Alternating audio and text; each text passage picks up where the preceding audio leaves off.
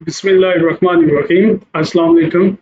Physics math के channel में आप सब स्टूडेंट्स को वेलकम करता हूँ। स्टूडेंट्स एमडी कैट 2023 के हवाले से हमारे ये सेशंस चल रहे हैं, जिस सिलसिले में हमारा ये दूसरा सेशन है।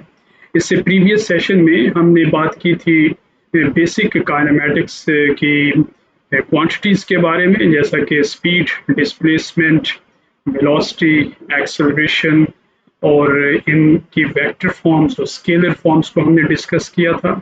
और उसके हवाले से एमडी कैट में जो एग्जांपल्स आती रही हैं, जो क्वेश्चंस आते रहे, उनको एज एग्जांपल्स हमने वहाँ पर सॉल्व किया है। आज के हमारे सेशन में स्टूडेंट्स हम 21 ऐसे एमसीक्यूज सेलेक्ट करके लाए हैं जो कि काइनेमेटिक्स के हवाले से हैं और एमडी कैट में कई दफ़ा पूछे जा चुके हैं। सो 21 एमसीक्यूज को हम सॉल्व करेंगे। आप हमारे साथ रहिए, हमारे इस चैनल को सब्सक्राइब भी कर दीजिए, और ताकि हम आगे भी इस तरह के जो सेशंस आ रहे हैं वो आप तक पहुंचते रहें। सो इन 21 एमसीक्यूज को मेरे साथ आप रहिएगा और देखिए हम किस तरह इनको डिस्कस करते हैं और कंसेप्चुअली इनको सॉल्व करते हैं। So let's start.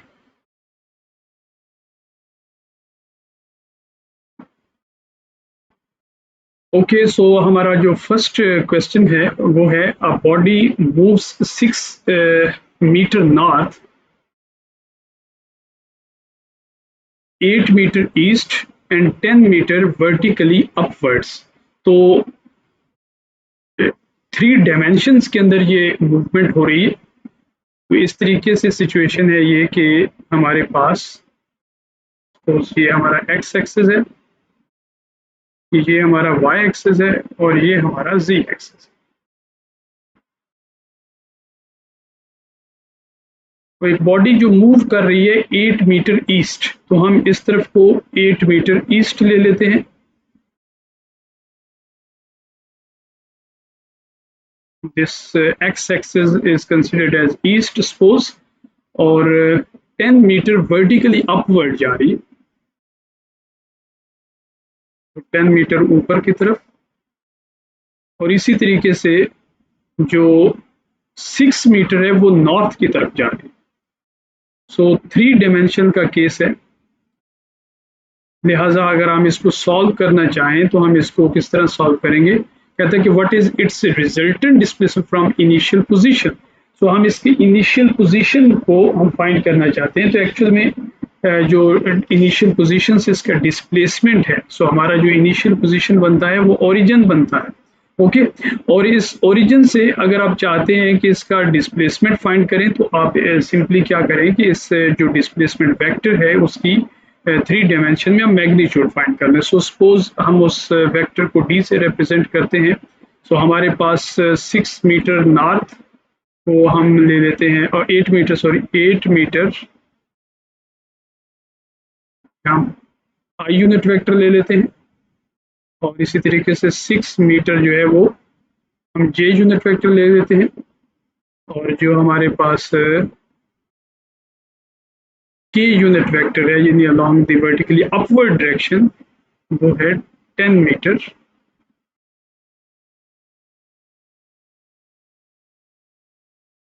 इन के डायरेक्शन।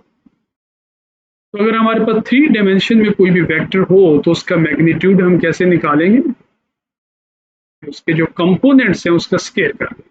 सो 8 का square plus 6 square plus 10 square, हमारे पास जो रिजल्ट आता है इसका वो आता है square root 200।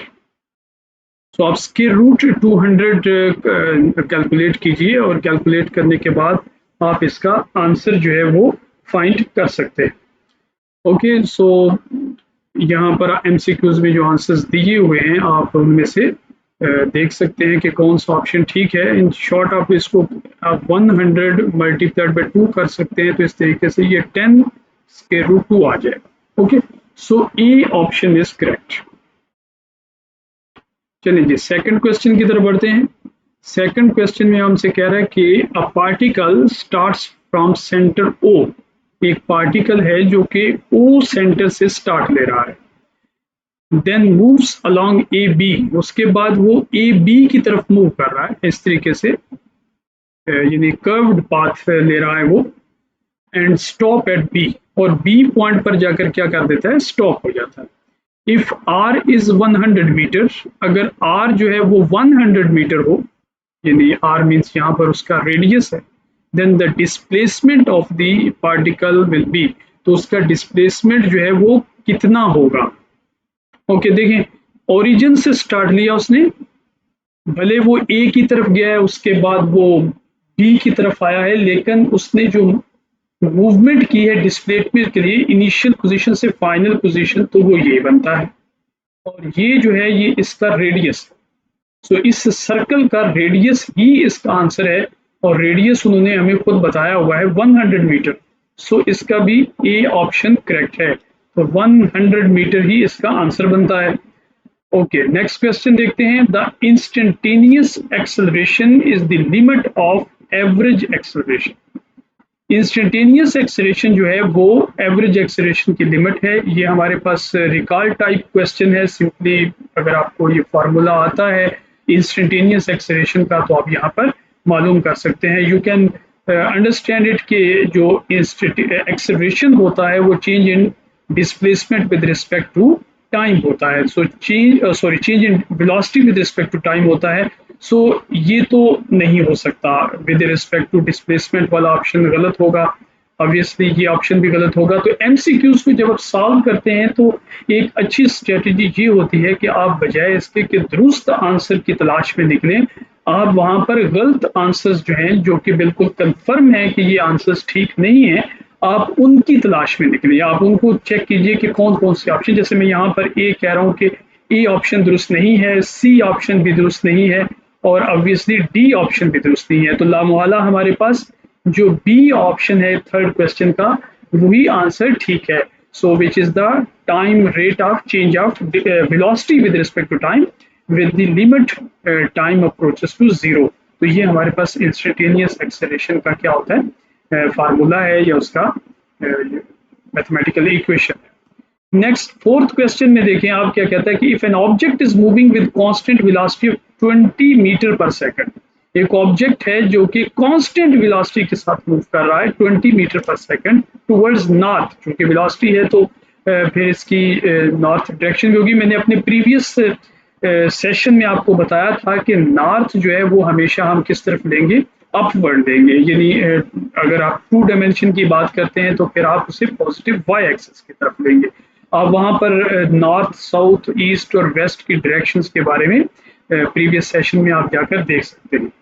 Then acceleration will be, तो इसका एक्सेलरेशन कितना होगा। तो देखिए दिलचस्प बात यह है कि वो खुद कह रहा है कि यहाँ पर जो वेलोसिटी है वो क्या है, कांस्टेंट। तो कांस्टेंट वेलोसिटी के साथ मूव कर रहा है। सो इट मीन्स कि अगर कोई बॉडी कांस्टेंट वेलोसिटी के साथ मूव करती है तो इसका मतलब है कि उसकी वेलोसिटी चेंज नहीं हो रही, और एक्सेलरेशन तो नाम ही चेंज इन वेलोसिटी का है।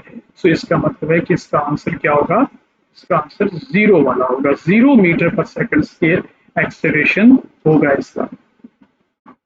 ओके, नेक्स्ट चलते हैं जिस स्लाइड पे, अगले क्वेश्चन को देखते हैं। यहाँ पे हमसे पूछा जा रहा है कि the retardation is defined as, retardation जो है वो क्या चीज होती है, ये चीज हमें मालूम करनी है। तो देखिए रिटार्डेशन के बारे में हमने ये बात भी प्रीवियस सेशन में मैंने तफसील से की थी कि रिटार्डेशन क्या होता है। रिटार्डेशन ये होता है कि वेलोसिटी की जो मैग्नीट्यूड है उसमें जो कमी आती है उसको हम रिटार्डेशन कहते हैं। जब वेलोसिटी जो है उसकी magnitude with respect to time कम होना शुरू हो जाती है तो उसको हम बोलते हैं। So decrease in velocity per unit time, ये हमारे पास इसका दुरुस्त ऑप्शन बनेगा। नेक्स्ट क्वेश्चन चलते हैं। Consider the acceleration, velocity and displacement of a tennis ball as it falls to the ground. अगर आप एक टेनिस बॉल को ऊपर से नीचे की तरफ फेंकते हैं, ग्राउंड की तरफ, फर्श के ऊपर फेंकते हैं, तो कहता है कि उसकी एक्सेलरेशन को, उसकी वेलोसिटी को और उसके डिस्प्लेसमेंट को आप कंसीडर करें, यानी उस पर गौर करें। और फिर क्या होगा, directions of which of this change in the process, इस प्रोसेस के अंदर कौन कौन सी चीज की डायरेक्शंस जो हैं वो चेंज होती हैं। देखिए जो एक्सेलरेशन है, जब आप एक चीज ऊपर से नीचे फेंक रहे हैं तो जो एक्सेलरेशन यहाँ पर इन्वॉल्व है वो है हमारे पास ग्रेविटेशनल एक्सेलरेशन। तो ग्रेविटेशनल एक्सेलरेशन हमेशा किधर होता है, ऊपर से नीचे की तरफ होता है, downward towards the centre of the axis. तो एक्सेलरेशन की जो ग्रेविटेशनल एक्सेलरेशन है उसकी डायरेक्शन चेंज नहीं होगी, बाकी दोनों की डायरेक्शन चेंज होगी। सो डिस्प्लेसमेंट और वेलोसिटी इन दोनों की डायरेक्शन जो है वो चेंज हो जाएगी।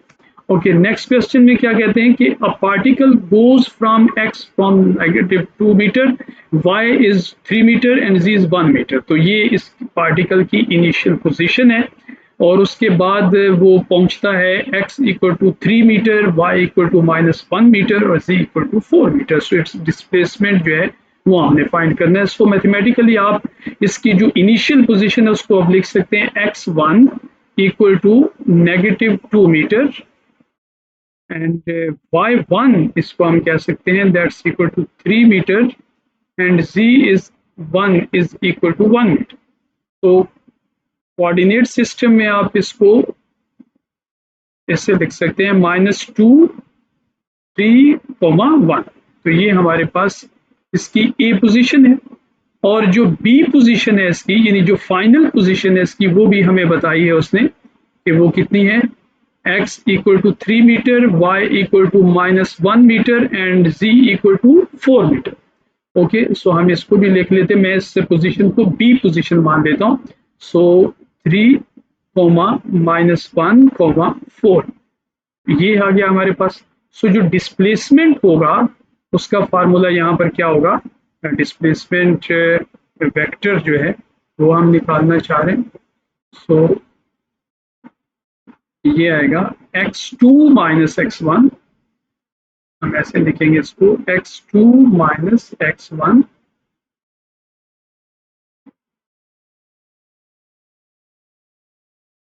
Comma y2 minus y1 comma z2 minus z।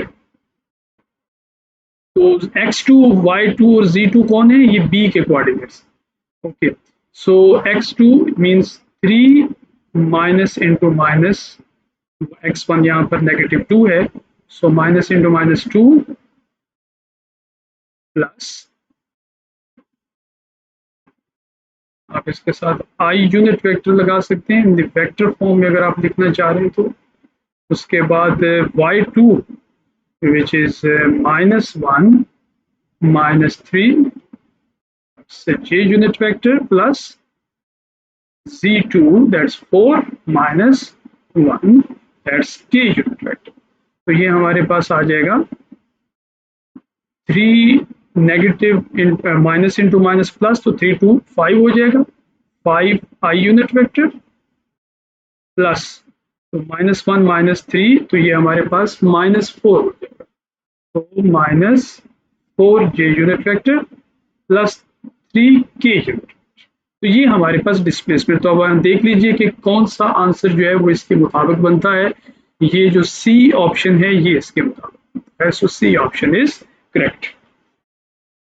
Okay, so next question की तरफ चलते हैं। Length of the path of a particle is equal to the magnitude of the displacement of that particle. कहता है कि एक पार्टिकल है जो कि मूव कर रहा है और उसका जो पाथ है उसकी मैग्नीट्यूड जो है उसके डिस्प्लेसमेंट के बराबर है। ये एक ऐसा केस है जिसमें जो पाथ की लेंथ है, यानी यहाँ पर पाथ की लेंथ का मतलब ये है कि डिस्टेंस, तो डिस्टेंस और जो मैग्नीट्यूड है डिस्प्लेसमेंट की ये दोनों सेम है। तो कहता है कि फिर वो शेप कैसी होगी उस पाथ की। तो पहला ऑप्शन दे रहा है सर्कल, तो देखिए सर्कल नहीं हो सकता क्योंकि सर्कल के अंदर अगर कोई बॉडी मूव करेगी तो उस बॉडी का जो पाथ है, यानी जो डिस्टेंस वो कवर करेगा और जो डिस्प्लेसमेंट है वो दोनों सेम नहीं हो सकते। ठीक है, उसके बाद दूसरा ऑप्शन है आर्क ऑफ सर्कल। तो अगर आप आर्क किसी सर्कल की आर्क पे, यानी सर्कल के सर्कमफेरेंस पे अगर आप मूव करते हैं, कंप्लीट सर्कमफेरेंस नहीं, उसका कोई टुकड़ा, तो उस पर अगर आप मूव करते हैं तो उस सूरत में भी डिस्टेंस और डिस्प्लेसमेंट आपस में बराबर नहीं होंगे, क्योंकि वहां पर जो मामला पेश आएगा वो कुछ यूं आएगा कि ये सपोज करिए हमारे पास एक सर्कल है, तो इस सर्कल में अगर एक बॉडी यहाँ ए पोजीशन पे है और यहाँ से मूव करते हुए बी पोजीशन पर आती है तो ये इसकी आर्क है। ठीक है, तो ये ए टू बी जो आर्क है, so A to B arc को हम ऐसे रिप्रेजेंट कर सकते हैं, is not equal to A to B straight line. यहां से जो स्ट्रेट लाइन है ये उसके इक्वल नहीं, और ये जो ए टू बी स्ट्रेट लाइन है ये डिस्प्लेसमेंट है, और ए टू बी जो आर्क है ये इसका डिस्टेंस है। तो ये दोनों सेम नहीं है, तो इसका मतलब है ये ऑप्शन भी नहीं हो सकता, ये ऑप्शन भी नहीं है।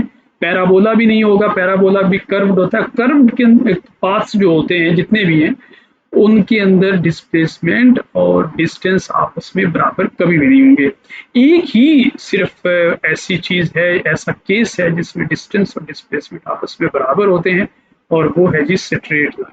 तो स्ट्रेट लाइन में अगर कोई बॉडी मूव करती है तो उस सूरत में उसका डिस्टेंस और उसकी जो डिस्प्लेसमेंट की मैग्नीट्यूड है वो दोनों क्या होंगी, सेम होंगी। ओके ओके जी, नेक्स्ट क्वेश्चन की तरफ चलते हैं।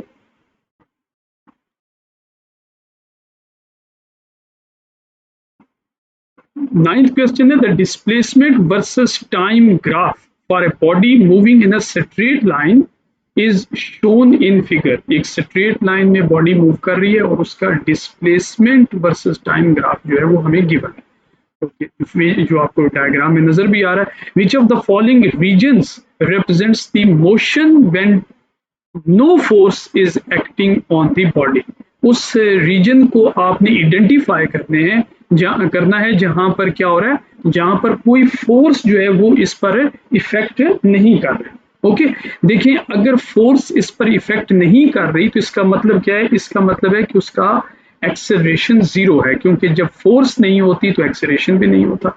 ठीक है, और अगर एक्सेलरेशन उसका जीरो है तो इसका मतलब यह है कि वो बॉडी यूनिफॉर्म वेलोसिटी से मूव कर रही है, बिकॉज जो वेलोसिटी के अंदर जो चेंज आती है वो होती है एक्सेलरेशन। सो वो यूनिफॉर्म वेलोसिटी के साथ मूव कर रही है, और अगर कोई बॉडी यूनिफॉर्म वेलोसिटी से मूव करे तो फिर उसकी जो डिस्प्लेसमेंट वर्सेस टाइम ग्राफ होगा वो हमेशा एक स्ट्रेट लाइन होगी, और नंबर टू उसकी स्लोप जो है वो होगी, उसकी स्लोप जीरो नहीं होगी, यानी वो parallel to the x axis नहीं होगा। ठीक है, सो इस तरह के हमारा जो केस है यहाँ देखें तो वो ये बनता है C to D. C to D यहाँ पर स्ट्रेट लाइन भी है जो कि ये चीज बताती है कि यहाँ पर जो डिस्प्लेसमेंट है उसमें जो चेंज आ रहा है वो यूनिफॉर्मली चेंज आ रहा है। ठीक है, और दूसरा ये कि वो चेंज जो है वो आ रहा है, यानी अगर आप बी टू सी देखें तो वहां पर वो parallel to the x axis है, तो मतलब ये कि जो डिस्प्लेसमेंट है उसके अंदर चेंज नहीं आ रहा। ठीक है, तो यहाँ पर सी टू डी यूनिफॉर्म तो है, लेकिन यूनिफॉर्म के साथ साथ उसका चेंज होना जरूरी है। सो अगर वो यूनिफॉर्मली चेंज हो रहा है तो उसी सूरत में हम कह सकते हैं कि उस वहां पर क्या है, वेलोसिटी है, और वो वेलोसिटी कौन सी है, वो यूनिफॉर्म है, और अगर वो यूनिफॉर्म है तो उसका एक्सेलरेशन जीरो है, और ऑब्वियसली उस पर फोर्स भी मौजूद नहीं है। सो सी टू डी वाला ये जो ऑप्शन है ये इसका दुरुस्त है। नेक्स्ट क्वेश्चन है, the shortest distance between the two points, इसका रिकॉलिंग क्वेश्चन है, बहुत ही सिंपल सा। डिस्प्लेसमेंट इसका आंसर है। उसके बाद है, two cars are moving opposite directions with speed v। दो गाड़ियां हैं, दोनों ऑपोजिट डायरेक्शन पर मूव करती हुई आ रही है, एक इधर से यानी कह लें कि राइट टू लेफ्ट और एक लेफ्ट टू राइट आ रही है। ठीक है, अब देखें आपने गाड़ी पर अगर मतलब गाड़ी पे जब हम सफर करते हैं या मोटरसाइकिल चला रहे होते हैं तो उस वक्त अगर सामने से एक साहब आ रहे हैं, ठीक है, और आप इधर से उस तरफ जा रहे हैं, दोनों इस तरह ऑपोजिट डायरेक्शंस में आमने सामने आ रहे हैं, तो आपको लगेगा कि ये जो साहब सामने से आ रहे हैं ये बहुत जल्दी मुझ तक पहुंच जाएंगे। उसकी रीजन ये है कि आपकी जो मोटरसाइकिल की वेलोसिटी है और जो उस शख्स की आपकी तरफ आते हुए वेलोसिटी है, तो ये दोनों वेलोसिटीज एक दूसरे की ऑपोजिट डायरेक्शन में हैं और एक दूसरे को अप्रोच कर रही हैं, लिहाजा ये वेलोसिटीज आपस में क्या हो जाएंगी, ऐड हो जाएंगी। ठीक है, और आपको ज्यादा जो वेलोसिटी फील होगी, तो यहाँ पर चूंकि दोनों सेम वेलोसिटी से अप्रोच कर रही, लिहाजा इन दोनों की वेलोसिटी अप्रोच करते हुए ऐड होगी और डबल हो जाएगी, डबल फीलिंग्स आएंगी कि टू वेलोसिटी टू वी के साथ ये मूव कर रहा है, relative velocity. A man in a car moving with velocity 36 kilometer per hour एक आदमी है जो कि 36 किलोमीटर पर आवर के साथ मूव कर रहा है। Okay, his speed with respect to the car is, तो उसकी स्पीड कितनी होगी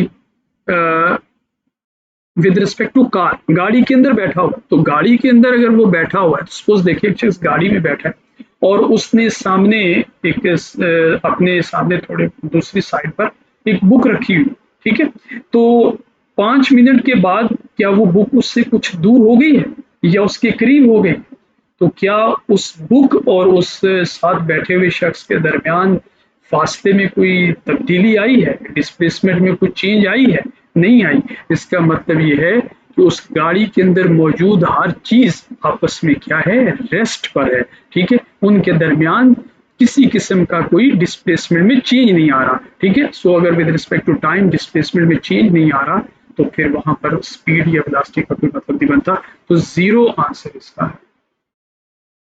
नेक्स्ट क्वेश्चन है जी 13, a body can have constant velocity, एक बॉडी है जिसकी वेलोसिटी क्या है, कांस्टेंट है, व्हेन इट फॉलोज ए, जब वो फॉलो करेगा किसको, एलिप्टिकल पाथ को।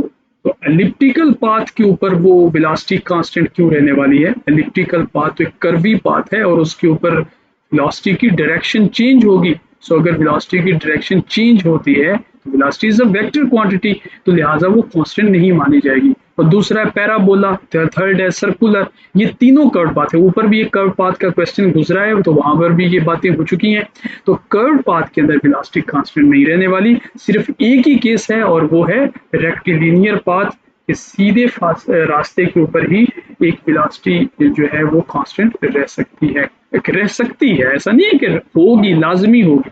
रेक्टिलिनियर पाथ के अंदर अगर उसकी मैग्नीट्यूड चेंज हो जाए तो फिर तो वो चेंज हो जाएगी, लेकिन दूसरे तीनों केसेस में तो मुमकिन ही नहीं है। यहाँ पर पॉसिबिलिटी है, आप क्वेश्चन में वो कह रहे हैं कैन है, हो सकता है, जरूरी नहीं है कि हो। ओके, ये इसके अंदर। नेक्स्ट क्वेश्चन देखिए, a mass leaves sorry a man leaves his house for a cycle ride, एक साहब हैं जो कि साइकिल सवारी करने के लिए अपने घर को छोड़ते हैं, निकलते हैं। he comes back to his house after half an hour, आधे घंटे के बाद वापस अपने घर पहुंच जाते हैं। after covering a distance of 1 kilometer, 1 kilometre का वो सफर करते हैं। what is his average velocity for the ride, उसकी एवरेज वेलोसिटी क्या होगी? देखिए वो घर से निकले थे, जितना मर्जी घुमा घामी करने के बाद वापस आ गए, ठीक है, अपने घर। तो लिहाजा उनकी जो डिस्प्लेसमेंट में चेंज आया है वो जीरो है। फाइनल पोजीशन और उनकी इनिशियल पोजीशन दोनों सेम है, इसलिए change in displacement with respect to time is zero और वेलोसिटी नाम ही change in displacement with respect to time है, लिहाजा उसकी एवरेज वेलोसिटी जो है वो क्या होगी, वो जीरो होगी। ओके, नेक्स्ट क्वेश्चन जो है वो काफी कंसेप्चुअल है, इंपॉर्टेंट भी है। A particle moves along the sides AB, BC and CD of a scale solid 25 meter with a velocity of 15 meter per second. Okay, सो हमारे पास जो ये डिस्टेंस है स्केल के दो जो एंड पॉइंट्स हैं उनके दरमियान 25 मीटर है हर साइड पे, और वो 15 मीटर पर सेकंड की वेलोसिटी से। तो एवरेज वेलोसिटी हमने निकाली थी कि एवरेज वेलोसिटी का हमारे पास जो फार्मूला है वो क्या है, टोटल डिस्प्लेसमेंट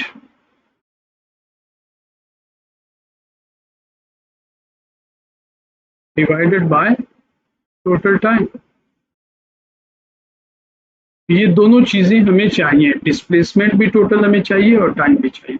ओके, तो डिस्प्लेसमेंट की अगर हम बात करें तो डिस्प्लेसमेंट देखें, वो बॉडी ए पोजीशन से चली थी और डी पोजीशन पर पहुंच गई, तो डिस्प्लेसमेंट होता है final to initial position.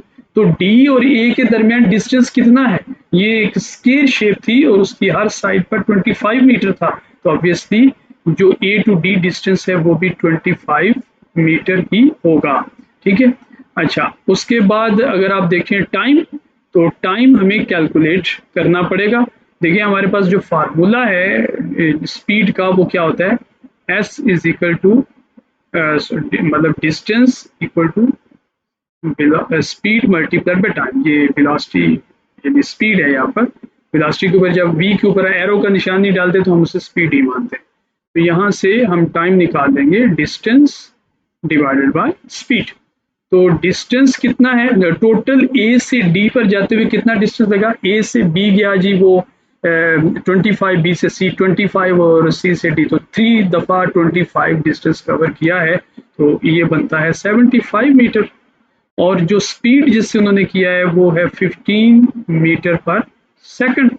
Okay, सो आपने डिवाइड करना है 5 3 15, 5 1 5 एंड 2 कैरी गया, 5 5 20, सो 3 1 3, 3 5 15।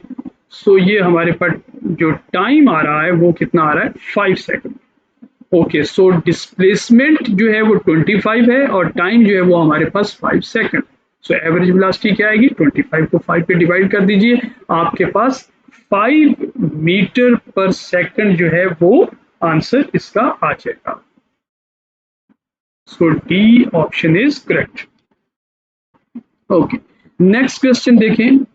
नेक्स्ट क्वेश्चन ग्राफिकल क्वेश्चन शुरू हुए यहाँ से। The figure shows the velocity time graph of a one dimensional motion, which of the following characteristics of the particle is represented by the shaded area.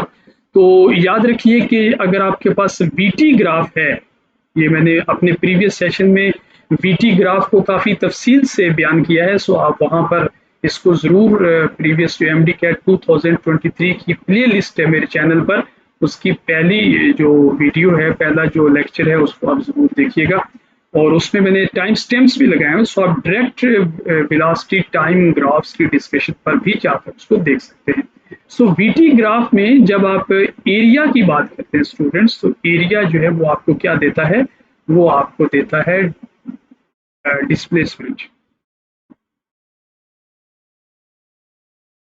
ठीक है, तो displacement की information हमें देता है। ठीक है, लेकिन चूंकि ये एक वन डायमेंशनल केस है, ठीक है, वन डायमेंशनल केस में क्या होता है, वन डायमेंशनल केस की खास बात यह है स्टूडेंट्स, उसमें डिस्प्लेसमेंट और डिस्टेंस ये दोनों सेम माने जाते हैं क्योंकि स्ट्रेट लाइन मोशन है।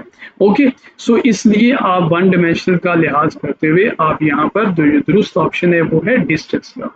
सो जब भी बीटी ग्राफ का आप एरिया फाइंड करेंगे तो आपको क्या मिलेगा, डिस्प्लेसमेंट, और अगर वन डायमेंशनल केस है तो फिर आप उस डिस्प्लेसमेंट को डिस्टेंस भी कह सकते हैं। So A option is correct.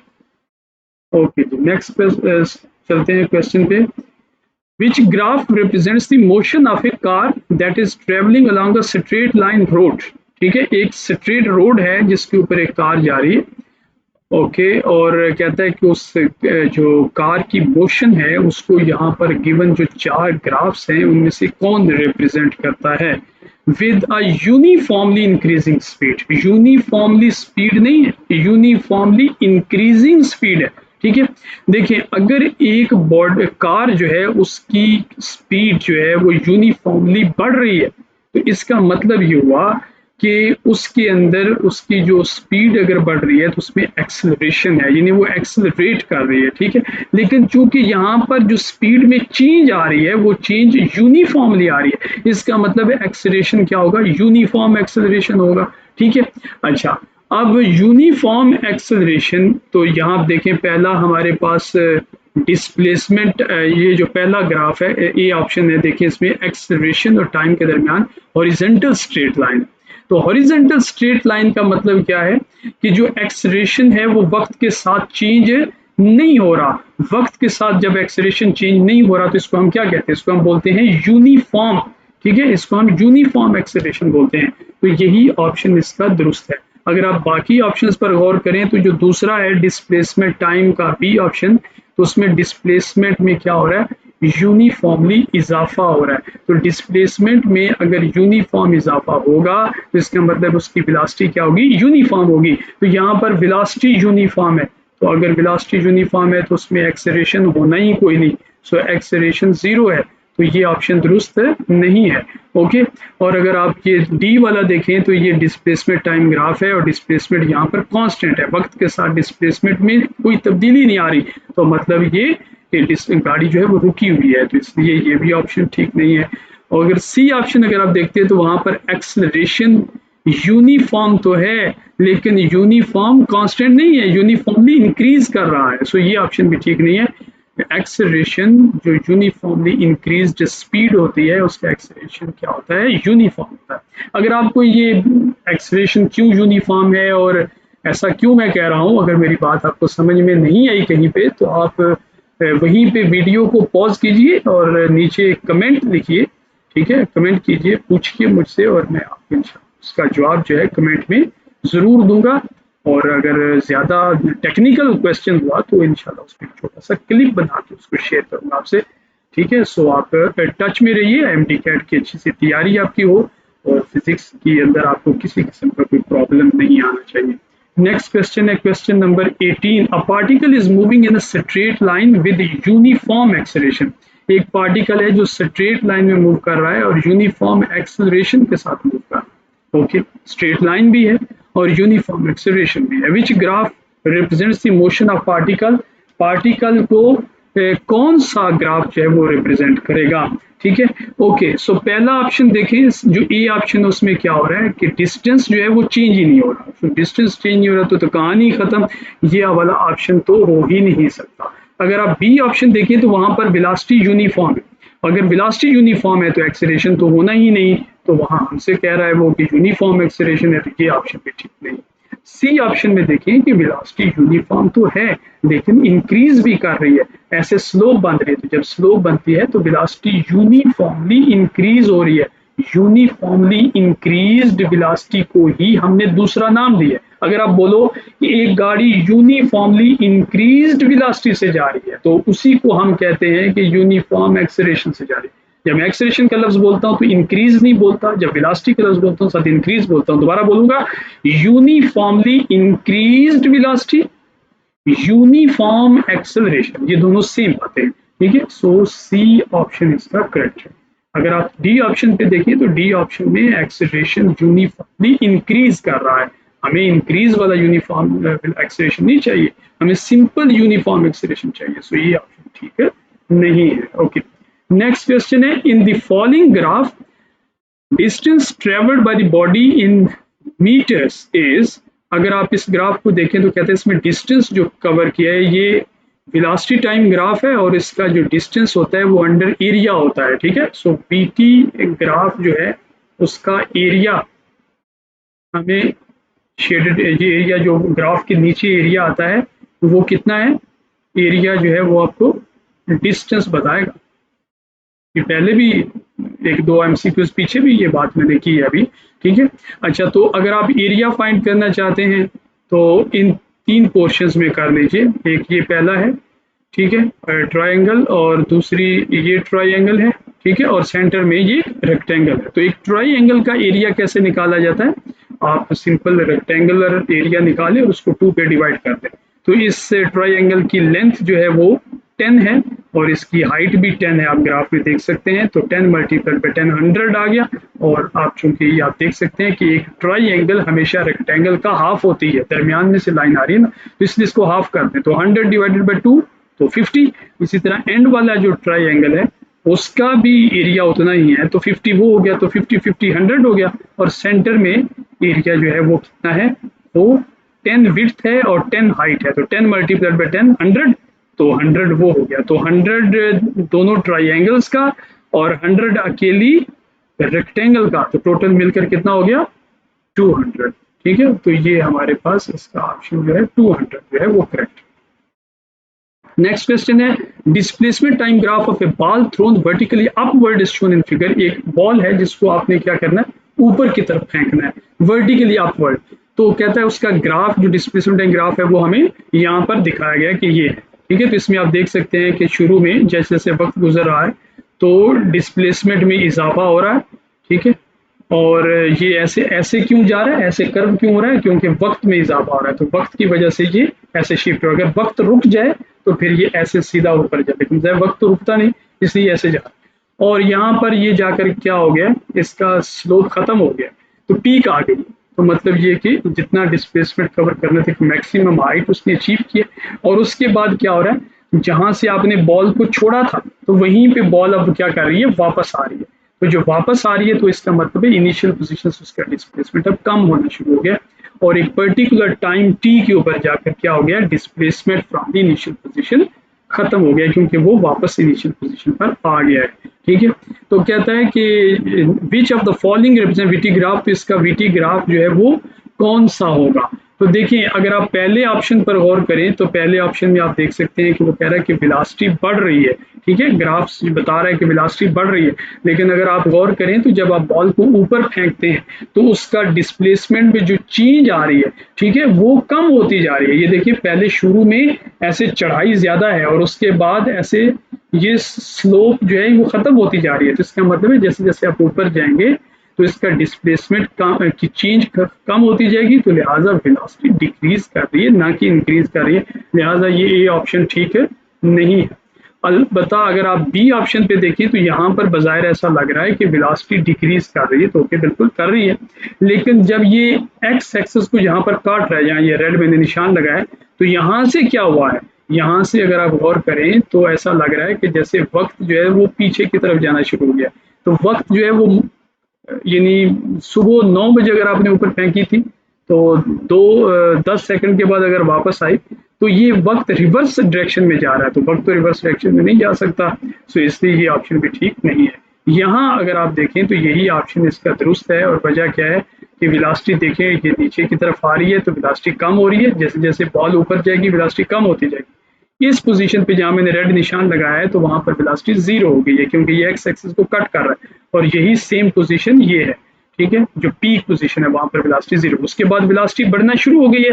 तो आप देख सकते हैं ये ग्राफ नीचे की तरफ जा रहा है तो मतलब वेलोसिटी बढ़ रही है, लेकिन साथ नीचे क्यों जा रहा है, क्योंकि उसकी वेलोसिटी की डायरेक्शन ऑपोजिट है। ठीक है, क्योंकि अब की बार जो वेलोसिटी है वो डाउनवर्ड है और पहले शुरू में वो अपवर्ड थी, तो दोनों में फर्क है। बॉल ऊपर जाते हुए आप वेलोसिटी उसकी पॉजिटिव ले रहे हो और नीचे आते हुए आप उसकी नेगेटिव वेलोसिटी ले रहे हो। ओके, तो ये ऑप्शन ठीक है। अगर आप लास्ट ऑप्शन पे गौर करें तो लास्ट ऑप्शन में क्या हो रहा है कि वेलोसिटी यूनिफॉर्मली बढ़ती ही चली जा रही है, तो ऐसा थोड़ी है कि बॉल ऊपर के ऊपर ही चली जाएगी। ठीक है, तो ऐसा होने वाला नहीं है। लास्ट क्वेश्चन देखते हैं जी, if the slope of a velocity time graph gradually decreases, अगर एक बीटी ग्राफ की स्लोप ग्रेजुअली यानी बतदरीज कम होती जाती है, जैसा कि हमने उस अभी पिछले क्वेश्चन में देखा कि जब बॉल अपने ऊपर फेंकी थी तो उसकी स्लोप भी कम होती जाती थी, then the body is said to be moving with, तो ऐसी सूरत में आप कह सकते हो कि उसकी जो वो जो बॉडी है वो किस तरह मूव कर रही है।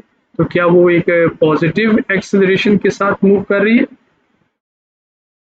तो अच्छा, तो क्या वो बॉडी जो है वो नेगेटिव एक्सेलरेशन के साथ मूव कर रही है। तो देखें ग्रेजुअली डिक्रीज कर रही है वेलोसिटी उसकी वक्त के साथ साथ, तो फाइनल वेलोसिटी जो है वो इनिशियल वेलोसिटी से क्या है, कम। ठीक है, क्योंकि कम जो हो रही है तो फाइनल वेलोसिटी अगर कम होगी और इनिशियल ज्यादा होगी तो आंसर नेगेटिव आएगा। ठीक है, तो लिहाजा यहाँ पर जो वेलोसिटी जैसे इसका नेगेटिव एक्सेलरेशन जो है वो आंसर होगा। ओके, तो ये 21 वो एमसीक्यूज थे जो इम्पोर्टेंट एमटीकैट के हवाले से जिनको आज हमने एक ही शॉट में किया है। ठीक है, अगर आपको ये एमसीक्यूज पसंद आए हों और अगर आपने इन एमसीक्यूज को लाइक किया है तो फिर आप इसको मेरे चैनल को फिजिक्स मैथ चैनल को सब्सक्राइब भी कीजिए और बेल आइकन का बटन भी दबा दीजिए ताकि नेक्स्ट जो क्वेश्चंस हमारी लेक्चर है वो आप तक पहुंच सके। ठीक है, सो स्टूडेंट्स अपना ख्याल रखिएगा, अच्छे से अपनी तैयारी जारी रखें। अगर आपको कोई भी क्यूरी है तो आप उसको हमारे कमेंट बॉक्स में पूछ सकते हैं। इसके अलावा मैं मैथ फिजिक्स चैनल का जो है ग्रुप भी बनाया हुआ है और उसमें भी आप मुझसे क्वेश्चन कर सकते हैं। सिर्फ आप क्वेश्चन करते हुए हवाला दीजिएगा कि मैं MDCAT 2023 का स्टूडेंट हूँ। सो अगर आपका कोई क्वेश्चन है फिजिक्स के हवाले से जो आपको समझ नहीं आ रहा, आप हमारे व्हाट्सएप ग्रुप के अंदर भी उसको जो है वो बता सकते हैं। मैं कमेंट बॉक्स के अंदर जो है वो व्हाट्सएप ग्रुप का लिंक जो है वो शेयर कर दूंगा। ठीक है, अल्लाह हाफिज स्टूडेंट्स।